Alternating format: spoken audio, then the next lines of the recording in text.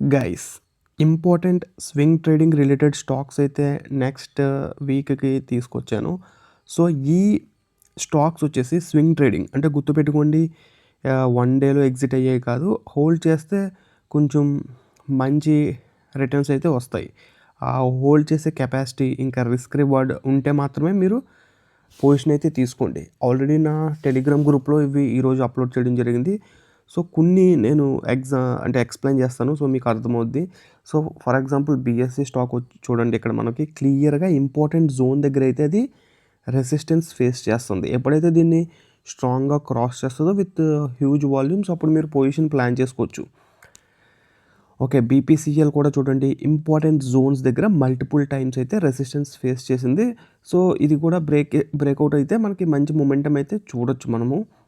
So, మీరు ఎప్పుడైనా position తీసుకున్నప్పుడు ఓవరాల్ మార్కెట్ యొక్క సెంటిమెంట్‌ని కూడా దృష్టిలో పెట్టుకోండి. In case A bad news ఉన్నా మనకి ఆ రోజు న్యూస్ డ్రైవెన్ మార్కెట్ అయిపోద్ది కాబట్టి ఇటువంటి జోన్స్ అంత పర్ఫెక్ట్‌గా వర్కౌట్ అవ్వవు. ఎందుకంటే ఆ రోజు న్యూస్ బేస్డ్ మూమెంట్ జరుగుతాయి కాబట్టి. ఓకే. అండ్ ఇప్పుడు నేను మీకు పెట్టిన ఇన్ని స్టాక్స్‌లో మీరు అన్ని స్టాక్స్‌లోని పొజిషన్ తీసుకోవాలన్నది కాదు. మీరు ఈ ఈ పెట్టిన స్టాక్స్‌లో ఏ సెక్టర్‌లో మంచి మొమెంటమ్ ఉందో, ప్రస్తుతానికైతే ఎఫ్ఐఐస్ డబ్బులు పెట్టట్లేదు. సో, మన డిఐఎస్ ఆహ్, ఎందులో డబ్బులు మెయిన్‌గా పెడుతున్నారో, ఎటువంటి సెక్టర్స్‌లో మెయిన్‌గా పెడుతున్నారో అటువంటి సెక్టర్ స్టాక్ ఈ ఈ లిస్ట్‌లో గనక మ్యాచ్ అయితే అప్పుడు మీరు ప్రైస్ యాక్షన్ చూసి పొజిషన్ అయితే తీసుకోండి. ఎందుకంటే అప్పుడే మనకు బెనిఫిట్. వాళ్ళు డబ్బులు పెడితేనే మొమెంటమ్ అన్నది ఉంటది మార్కెట్‌లో. ఆబ్వియస్‌గా ప్రస్తుతానికి డిఐఎస్ ఓన్లీ పెడుతున్నారు కౌంటర్ పార్ట్‌గా. ఎఫ్ఐఎస్ పెట్టట్లేదు కాబట్టి వాళ్ళ సెల్లింగ్‌కి మనోళ్ళు బయింగ్ చేసి పెడుతున్నారు.